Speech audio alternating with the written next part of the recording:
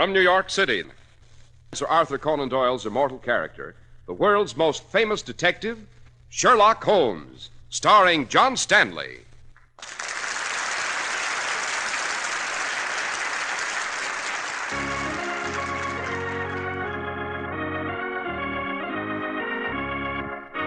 This week's story, The Adventure of the Hangman and the Book. It's rather chilly out here in the park, eh, Holmes? Good thing the gendarmes brought along torches. It's terribly dark. This way, Watson. Follow the inspector. There, Monsieur Holmes. Just before you. In the torchlight. Aha. The dead body hung from the limb of the tree and dancing grotesquely in the wind.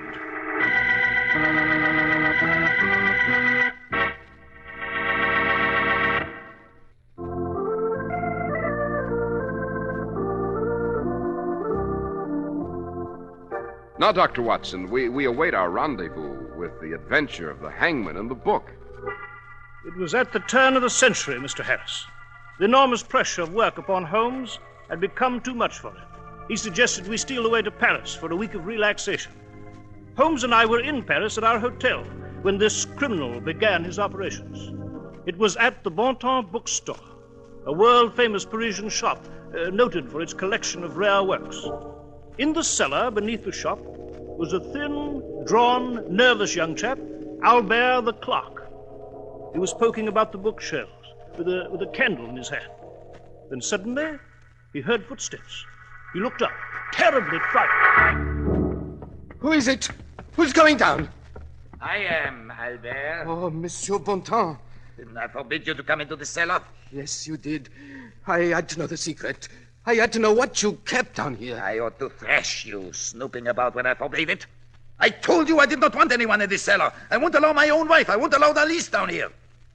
Let alone a miserable, sniveling clerk. How long have you been here? Just a few minutes. Long enough to look about, eh? To see what I keep here. No, I'm terribly sorry. My curiosity got the best of me. I'll never do it again. You won't punish me, Monsieur Bontemps? We shall see what I'll do about you, Albert. We shall see.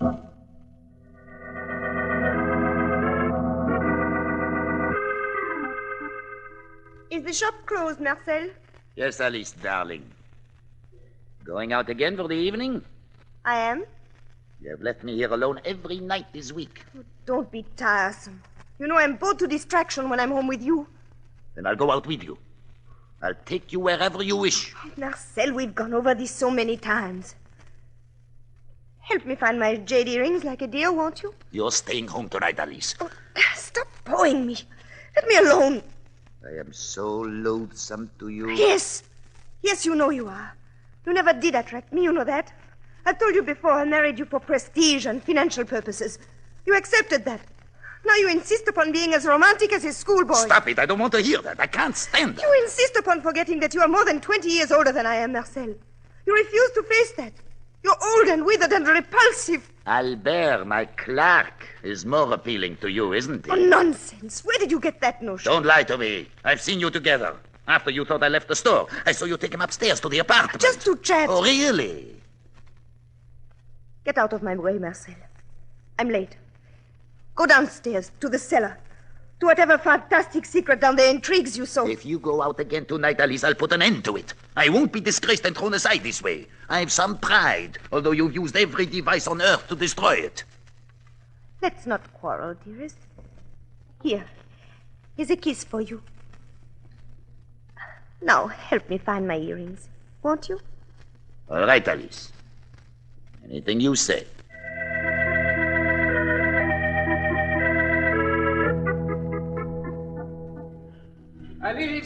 Alice, wait. Yes, Albert. I ran after you to ask if I'll see you tonight, Alice. I waited for you at the cafe last night, but you never came. I shan't see you anymore, Albert. Except at the shop, of course. On business. You what? Marcel knows about us. We must stop. But you can't just dismiss it. Oh, yes, I can. I risked my job because of you. I risked Marcel dragging me to court, possibly putting a knife into me. We've had some rather pleasant times together, Albert. Now suppose we forget them. You're capable of that. Oh. You're going out with another man, aren't you? That does not concern you. Let go of my cape. Go back to the store. Marcel will be upset. Do you think you'll ever come to the end of it, Alice? Do you think you can go on forever like this? Albert, call me a carriage like an angel. You wouldn't be very attractive to other men, Alice. Lying in the morgue with your neck broken. Oh, Albert, that's impetuous. That's very, very foolish. Go on, sweet. Call me a carriage.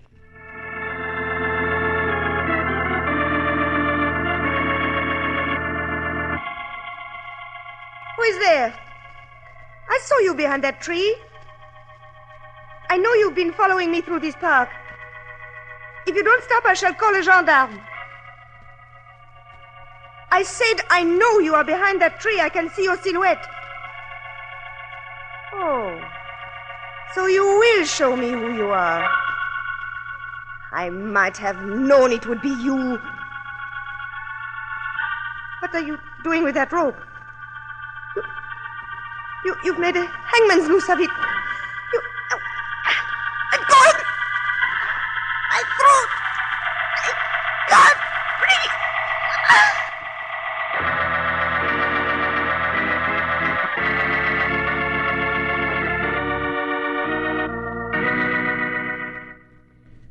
We of the Sûreté, the French police, we are delighted to have you with us in Paris, Monsieur Holmes. Thank you, Inspector. Your accommodations here at the hotel are satisfactory? Quite. We're very comfortable, Inspector.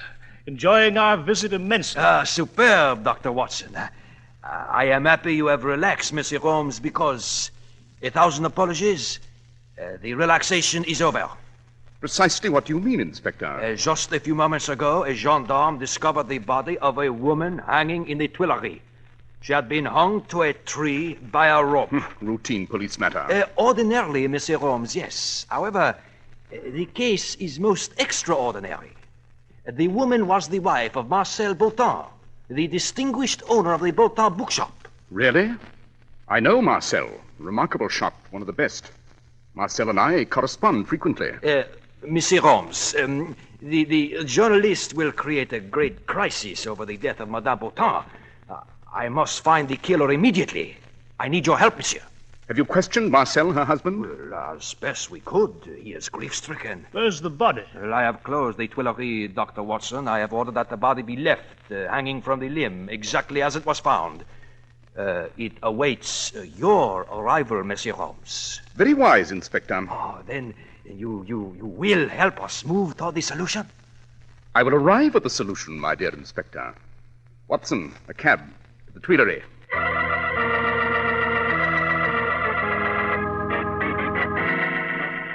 Oh, it's rather chilly out here in the park, eh, Holmes? Glad the gendarmes brought torches, too. It's terribly dark. Yes. This way, Monsieur Holmes. You may see the guard we have stationed about that huge tree. Yes. And there, in the torchlight... Aha. Swaying from the limb of the tree, the body of Alice Bonton. Horrifying sight. Let's have a closer look, shall we? Inspector, has Marcel, this dead woman's husband, any notion as to how this occurred? Oh, he is too ill. He is prostrate. It will be a few days before we can question him thoroughly. Aha. What is it, Holmes? What do you see? I see, my dear Watson, that I must pay a visit to Monsieur Charles Guillaume, the eminent French publisher. Yes, what on earth does he have to do with this grisly crime? More than he would imagine. In the obscure records of that publisher, there's a forgotten entry which contains a clue as to who is responsible for this homicide. That entry speaks the name of the criminal just as if this dead body before us were whispering it too. Whispering the killer's name as it executes a macabre dance in the moonlight.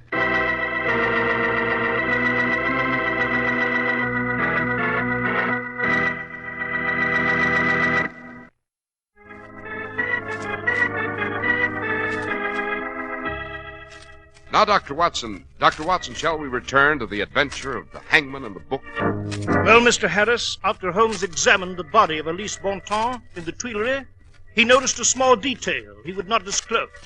Next morning, he dashed to the offices of Monsieur Guillaume, the publisher. He returned with a Cheshire cat's grin that indicated he was close to his prey. Then some time later, we visited Monsieur Bonton at his bookshop. The shop was dismal, dilapidated. few near it. Indeed, a frightening place. Monsieur Bontemps came to us. Monsieur Holmes, I am honored. I hardly expected to see you on this trip, Marcel. You know Dr. Watson? You have mentioned him to me frequently. Delighted. How do you know? You have heard of my tragedy. Yes, Marcel. Could you recount what occurred the evening of your wife's demise? She left me here to visit someone. She seemed untroubled, so I allowed her to leave and did not escort her to where she was going. Evidently, on her way home late that night, she chose to walk through the park with Willie alone. I would say she was attacked by a night prowler. She resisted him, and he did away with her. I was awakened by a gendarme who brought the terrible news. You have a theory, perhaps, Monsieur Holmes? Perhaps.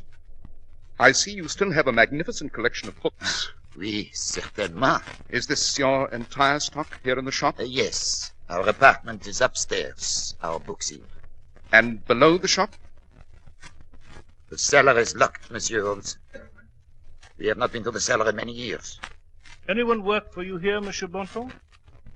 I employ a clerk, Albert. Where is he? That is a problem. He did not report for work these past 2 days. Were your relations with Albert on a pleasant basis? Not entirely. How long has he been in your employ, sir? Oh, approximately a month. What trouble have you had? I do not like to place the young boy in a bad light, but I have reason to believe he was more than fond of my wife, Alice. I see. A chat with Albert, then, might be very enlightening. Please, Monsieur Holmes, I am not accusing the poor clerk. You have his address? 27 Rue Cerise. Albert Joliot. Come, Watson. To talk with the boy? Yes. Perhaps this romantic young clerk, in his leisure moments, is a hangman.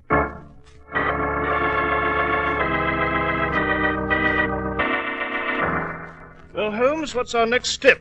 His landlady said the clerk Albert hasn't been home for a few days. We shall return to the Bontemps bookshop, Watson. Yes, we've been there. Oh, we shall return much later this evening. Midnight, I should say. When the owner has left, we shall again visit the mysterious bookshop. But, Holmes, you looked at it. There is one spot we did not see. By far the most interesting, too. What spot is that? When I inquired about it, Bontemps turned white. He trembled. What spot, Holmes? The cellar, Watson. We shall pay a midnight visit to the cellar.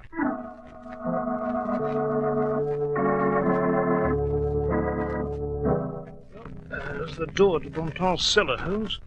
It'll be locked, of course. That is why I brought a few instruments with me, Watson, to force the lock. It'll be childishly simple for me.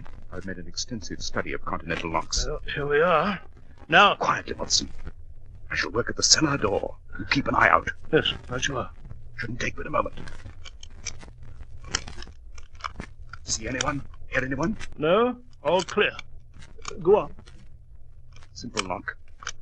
Just another moment. I hear someone, Holmes. Coming down the street. I must finish. Hurry, Holmes, you'll be seen. One more second. There we are. Good. Quickly, the door. Yes. Follow me. Be careful. Rickety wooden steps. Right. Match, Watson. Light the candle we brought. Yes, certainly. Holmes, what do you expect to find down here? Good Lord, I've never seen so foul and musty a place. You see the rats? The answer is here, Watson. The answer must be here. Yes, but what sort of shocking secret lies in this cellar? I'm looking for it. What? Listen. Someone's down here. That direction, Watson. Left. Bring the candle. I am not afraid of the dark, Mama. But why is it dark at night? Tell me why it is so dark at night, Mama. It's the clerk, Albert. I know him from his landlady's description. He's been tied up, Holmes. Look, he's bound to that pillar there. Yes, so he has, and apparently he's gone insane. Yes, by Jove, yes, look over his head. Isn't that a form of ancient torture? It is the water method. Accomplished in this case with a large pitcher and a funnel, which is replenished now and then by his captor. Albert was bound to that pillar, but a steady drip of water strikes his head, and he's gone mad. Tortured also by the darkness, by hunger and thirst, and the huge rats against which he's been defenseless. Untie him, Watson. Yes, of course. Just 1 minute. The water. There we are. The water doesn't stop, you see. Only your mind stops. Rats are cruel animals. Perhaps not as cruel as men. They enjoy human flesh. He must be rushed to a hospital, maybe years before his sanity is restored, if ever. Water is a colorless compound of hydrogen and oxygen. It is very helpful to man. It is beautiful. In the form of mighty oceans, lakes, and rushing rivers. It has many uses. All of them essential to life. Where are you going, Holmes? What are you looking for? Ah, there we are, this shelf. What is it? A book, faded to illegibility in parts, very dusty. A book? The book, Watson. Though not outstanding in this surprising collection, I see. You mean you originally stole into this cellar simply to find that book? Yes. Now we must find Marcel Bontemps immediately. I will spare you the effort, Monsieur Holmes.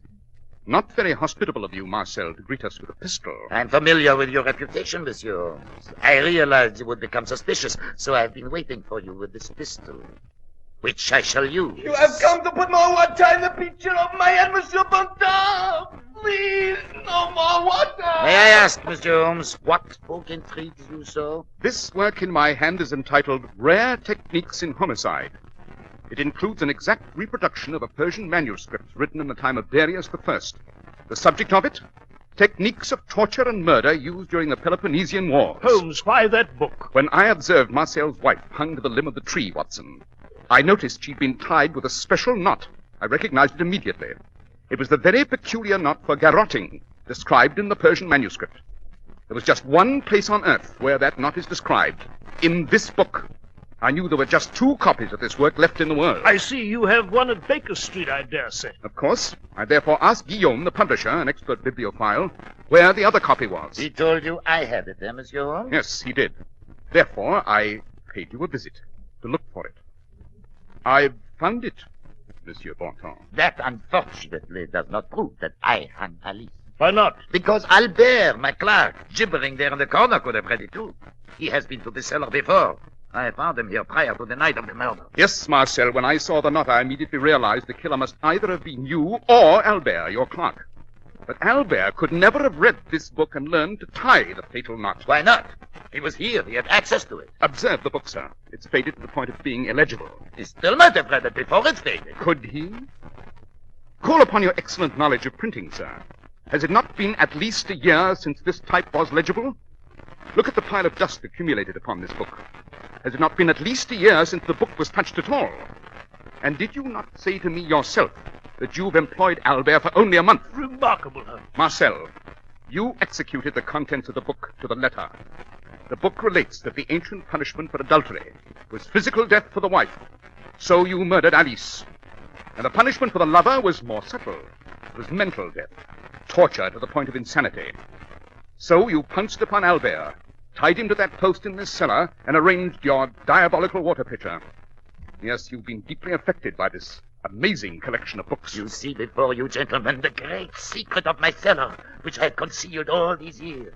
Every book on the subject of crime ever written. I noticed you've the secret records of Caligula, of Torquemada during the Inquisition, the blood-stained memoirs of the Borgias. This was my real world down here. The world upstairs, my shop, my wife. I was unhappy there. This began as a hobby, an intellectual pursuit, but then I grew to absorb it, to revel in it. Yes, I'd say you've become intoxicated with crime. Time and again I was tempted to try committing a crime.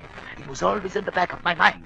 Then, when I found Alice was making a puppet of me, when I found how she hated me, when I found out about her and Albert... You satisfied your desire and accomplished what you believed was justice by enacting what you read in this strange book. And now I've a wonderful opportunity to know the satisfaction of committing a great crime, Monsieur Holmes, of killing both of you, and then leaving Albert as I planned to rot away in that corner of my cellar in living death. My own memoirs will be a glorious new addition to my collection. You'll do it, Holmes. He's going to pull that trigger. My leg. Are you all right, Monsieur Holmes? Dr. Watson? Yes, Inspector? I am coming down. I have Bontemps' gun. Here, Inspector. Oh, it was very foresighted, Monsieur Holmes, to tell me to come by should you meet Bontemps unexpectedly. Unexpectedly? My dear Inspector, it's obvious my reputation here on the continent is not what it is throughout the British Empire. You may inform your associates that there is nothing unexpected to Monsieur Sherlock Holmes.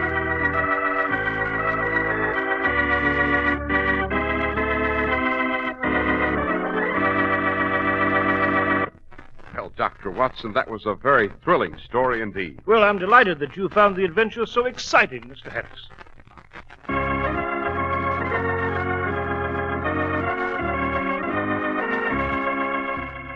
The world's most famous detective, Sherlock Holmes. Our stories are based upon the character Sherlock Holmes, created by Sir Arthur Conan Doyle, and the program is produced and directed by Basil Rathbone. Sherlock Holmes is played by John Stanley, Dr. Watson by George Felton. This week's story was written by Howard Merrill, with special music by Albert Berman.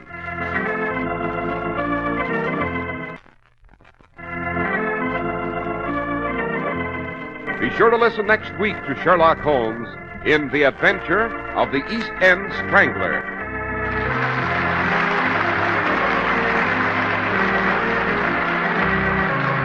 This is Cy Harris speaking. This is the Mutual Broadcasting System.